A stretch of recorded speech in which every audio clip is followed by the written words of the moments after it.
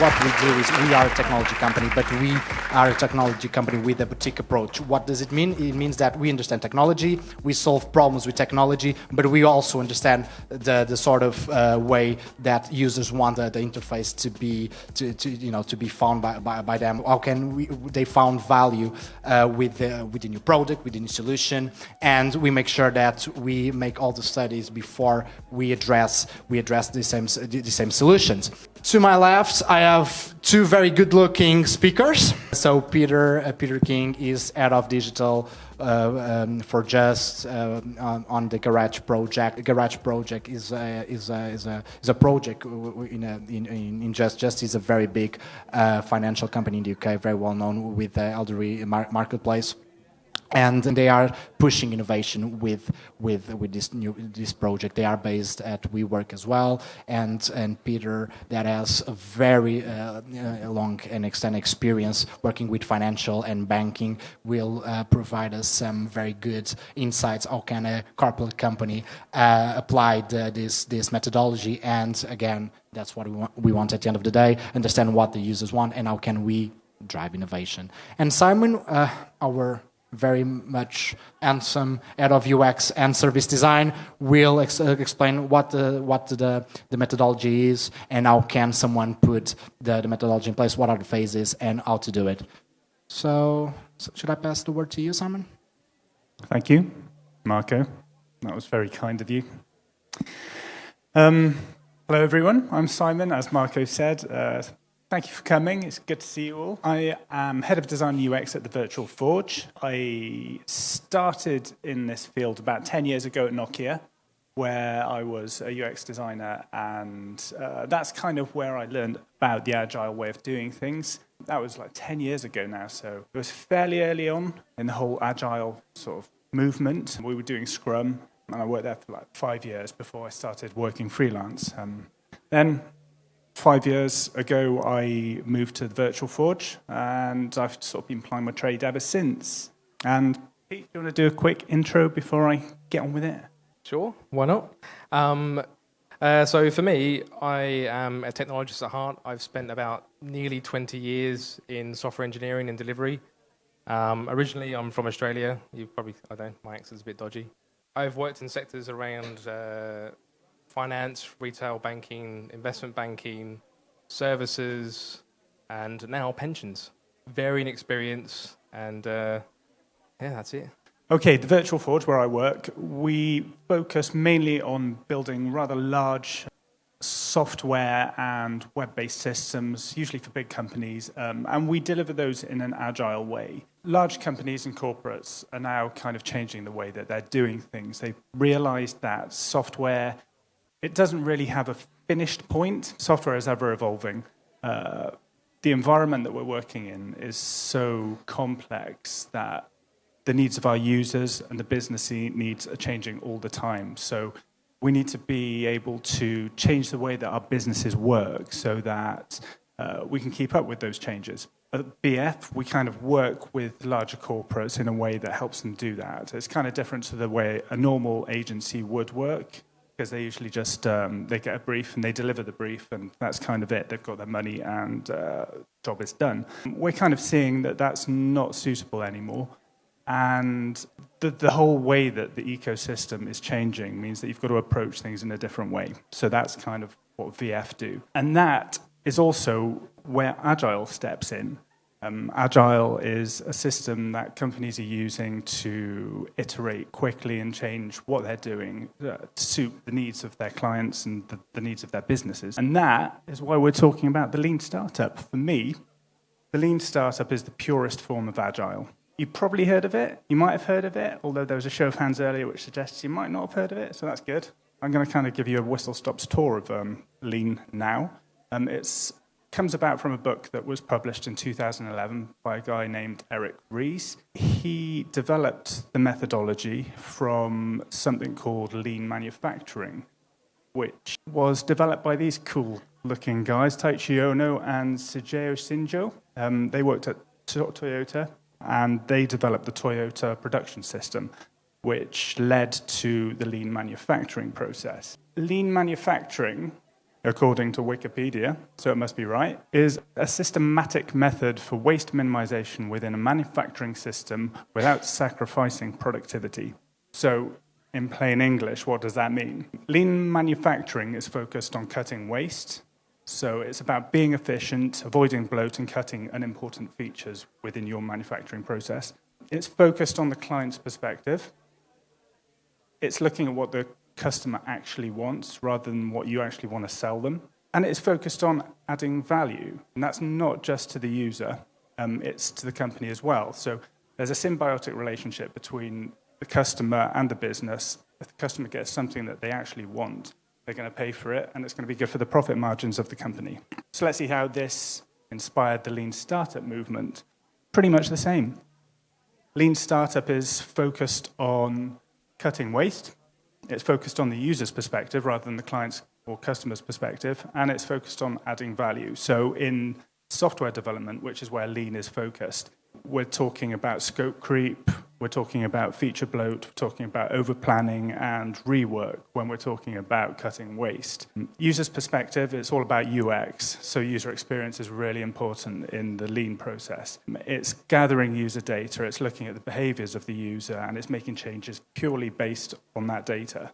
And adding value, it's measuring the success of the changes that you make, which is based on those behaviors, and it's measuring how much profit you get as a company and how much user retention and user experience improvement you get from doing these changes.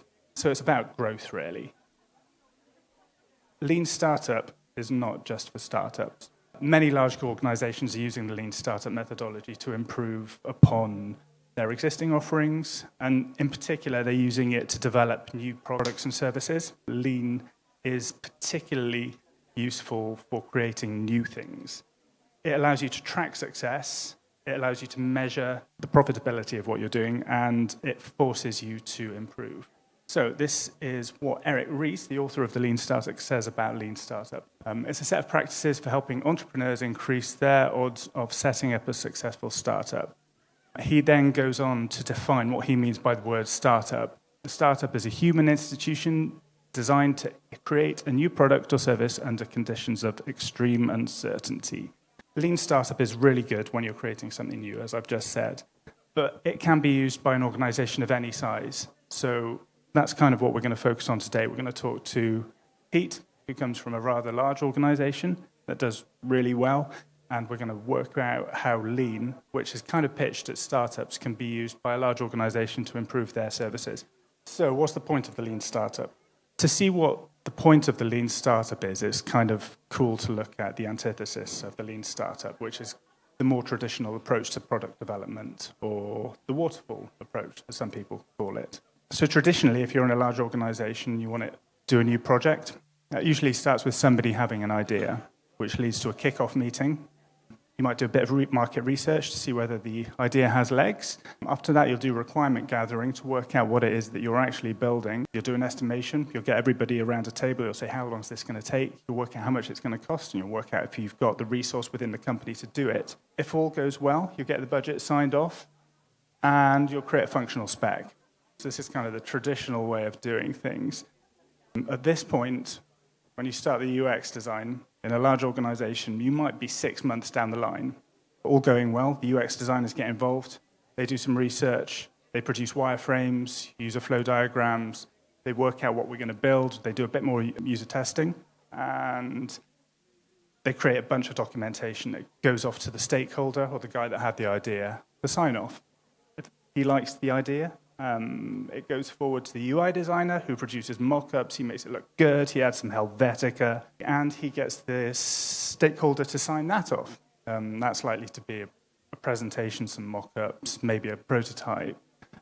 Once that gets signed off, and that usually gets signed off after a number of iterations, because people love to be designers, it then goes to development. So like 8 months down the line now, in our little hypothetical journey, we're starting to get the developers on board, we're starting to build it, and this process can take 6 months in itself. Once it's developed, send it to test. The test team have a go at it, they break it, and they create a bug list. The bug list goes to the developers, they fix it. goes back to the testers, they break it again, the developers fix the bugs again, but then you're there. This could be like 12 months, maybe 16 months down the line.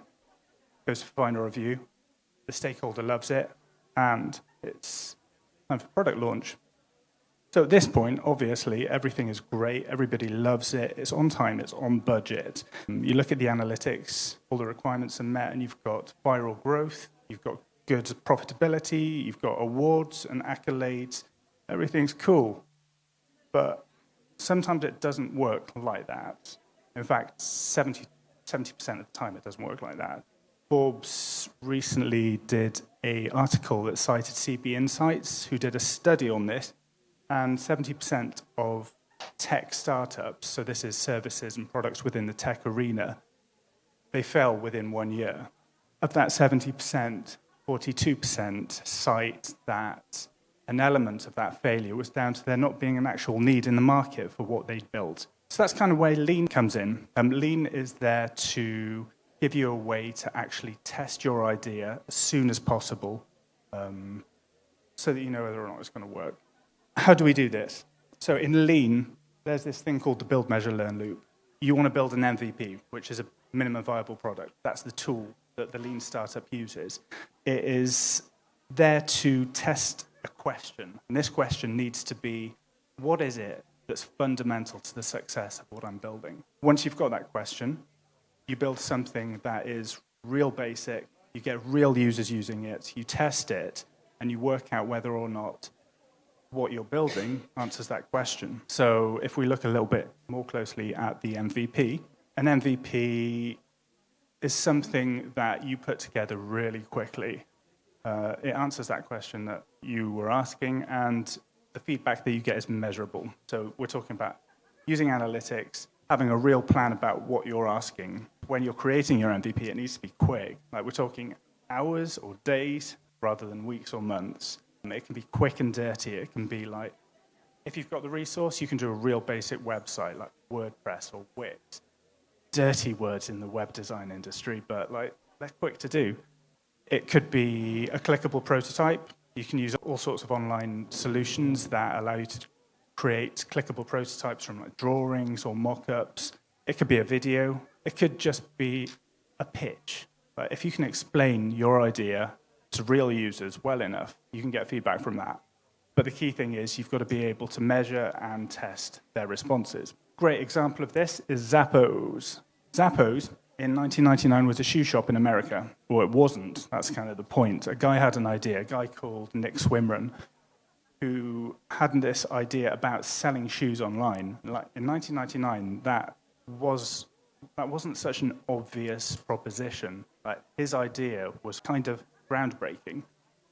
His question was, will people even buy shoes online? So to answer that question, he created an MVP. It was a real basic website.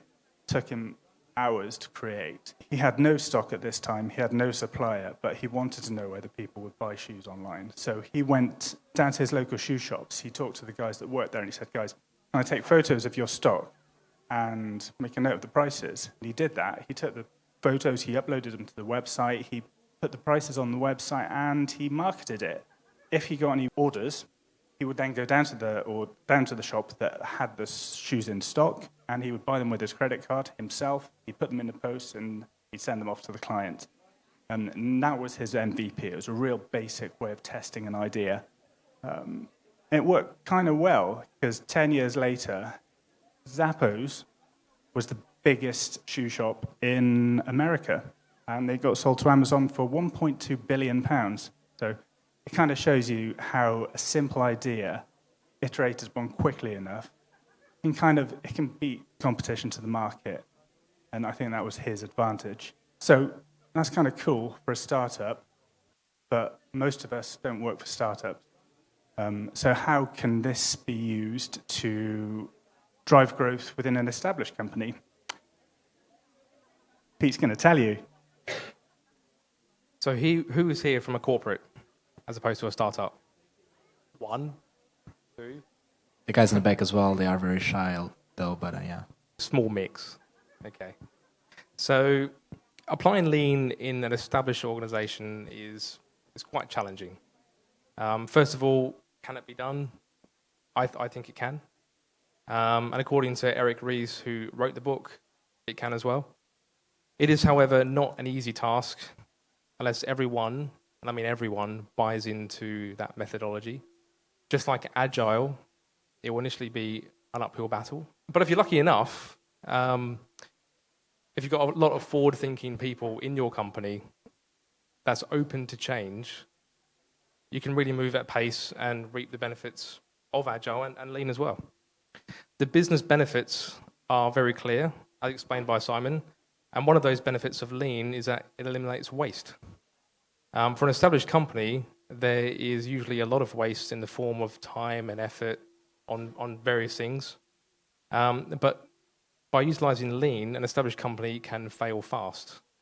And by that I mean they can pivot, and Lean provides a framework you can follow that can assist you and hopefully building a product that serves a customer need. In terms of how large organizations function, I'm sure some of you know how they work. They usually have long-winded processes that are quite difficult to overcome, full of governance. Projects and business cases need to be presented and ask for funding, headcount, resources, expected costs, actual costs that you will incur. For instance, if you wanted to improve customer experience on your product, for a large organization, you would traditionally need a team of people for X amount of time. So you'd put your project plan together, headcount, plan costs, as Simon explained, potential company benefit, value. The funding one generally asks for one of the entire project. So if your entire project costs a lot of money, you ask for everything up front, which is a bit different to how Agile and Lean works. So you want a fully featured end-to-end solution. The ones you've outlined, you've got the critical business benefits, or you've just managed to convince the person who holds the purse strings that this is a good idea. So let's say your customer experience project is going to cost £1 million. And should it all work out well over, say, a 3-year period, you predict sales will increase approximately 10% year on year after at least 3 years. That sounds good, right? But if you took a lean approach, you could build something, you could measure against predefined metrics and learn from existing customers about all of their experiences. Now, the cost of doing this should be a whole lot less of what you would have traditionally asked for. As mentioned in the previous talk, there is a wide variety of ways, from like high-fidelity prototypes to actual working software, like an MVP. You can potentially launch without building anything, per se. If you look at Dropbox was just a video. There was no development at all for Dropbox to secure all the funding. This approach should be relatively low cost. You don't really need your original headcount or the £1 million budget that your project originally asked for. You can base your project around that submission, around Lean, and learn from that success, if it is successful. If it is, you can go back and ask for more money, right? Have another business case. If that's the process you go through, you can go again. You don't have to ask for everything all the time, the entire thing. So what challenges could established businesses face? As I hinted, organizations work in a certain way, and at times, this can be slow compared to a startup. This, I feel, is because of the baggage they bring with them, prohibiting their ability to adapt to new methods, like Agile and like Lean. Organizations really need to embrace change at their core, and this usually falls into 3 categories. So you have people, process, and technology. Usually people don't like change, which is, totally understandable, particularly in large organizations where the mentality can be, if it ain't broke, don't fix it. We've always done it this way. Why change it now? It works fine, right? Again, we need to embrace change, and we need to live agile. Processes in organizations can be a big hindrance. Lots of startups don't have many long-winded processes. This is why they can work faster. These processes in big companies can be around for years, even decades. Processes that disrupt the lean cycle will make life very difficult, and they need to be tackled. For example, if you manage to release your MVP and you're looking at your metrics and it's telling you something, you need to act. You need to act fast. If your company has long-winded release cycles, lots of approval gates, committees, boards to approve your release, weeks, if not months, can roll by. Technology can be a blocker. With larger organizations, legacy software can restrict what you're trying to achieve. You could always see even people and processes as legacy per se. And by this I mean, if people's mindset cannot be changed and the processes that drive these organizations is kind of a legacy. If you're building a product with old school technology, you may not even be able to implement your idea, as it could fall well below customer expectations. Or you may lose market share because someone is beating you to your idea. They've launched before you, so you've kind of lost. I'm not just talking about the technology that you build your product in or with. This can also relate to technology that facilitates every process in your company today. These challenges are very real, and it's the people, process, and technology combined that you need to address one way or another to be successful. So here's an idea. Start a revolution. Just like other methodologies, like Agile, Lean is no different. And as I mentioned a moment ago, people don't like change, so you need to do something about it. Looking at Agile, not everyone grabbed it with both hands straight away and said, yes, this will solve all our problems, because that's what everyone does. Although some did, some got it right, some got it horribly wrong. However, bit by bit, year on year, adoption of Agile increased. As awareness increased, people, companies perfected the craft and obtained real results.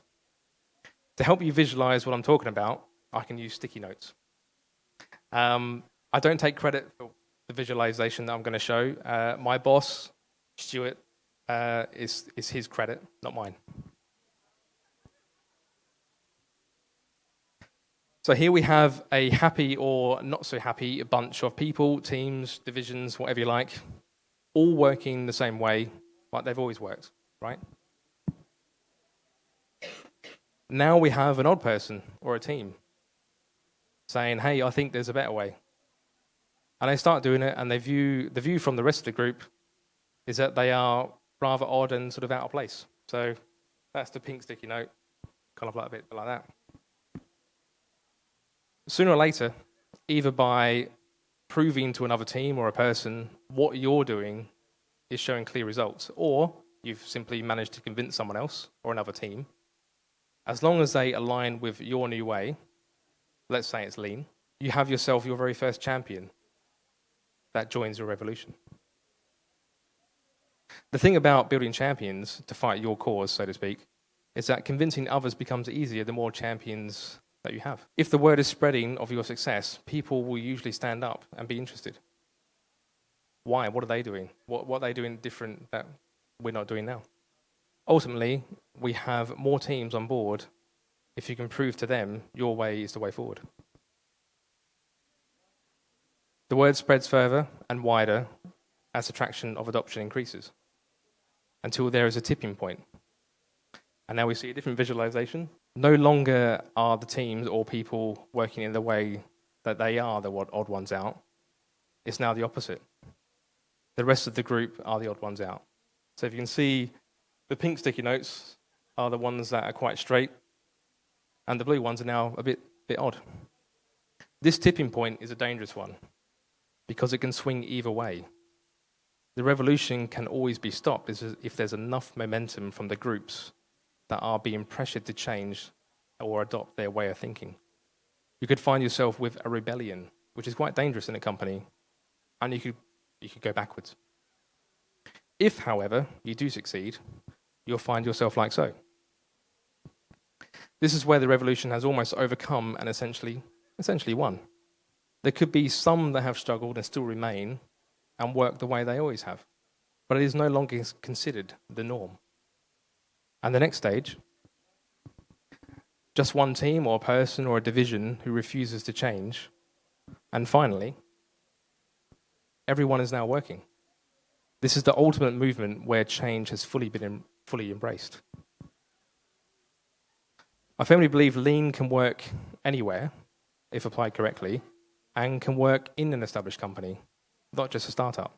Delivering software products to market, it can work in manufacturing where it originally came from. So I recommend you read The Lean Startup, and then read it again. Then a more practical guide, I highly recommend Running Lean. It has been edited by the original author of The Lean Startup, Eric Ries, and it's a really good read. I won't spoil it for you, but you should grab a copy because it's more practical. It's not based on a software company itself. The way it's been written is he's used Lean to write the book itself and explains how he's done it. Thank you.